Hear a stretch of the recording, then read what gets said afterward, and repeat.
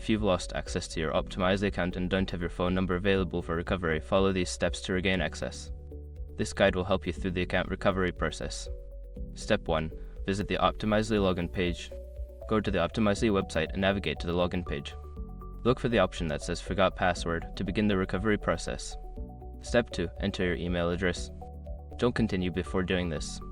A lot of online accounts end up exposed in breaches without people even realizing it. Use SROC to constantly monitor your email and accounts and get alerted immediately if your information gets leaked online. It scans billions of breached records 24/7 in the background. And honestly, for a few dollars a month, it's something everybody should probably have. Link in the description. Step 3. Check your email. After submitting your email, check your inbox for password reset email from Optimizely. If you don't see it, check your spam or junk folder as well. Step 4. Follow the reset link.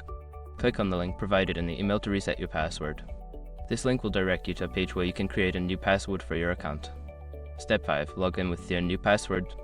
Once you have successfully reset your password, return to the login page and enter your email and new password to access your account.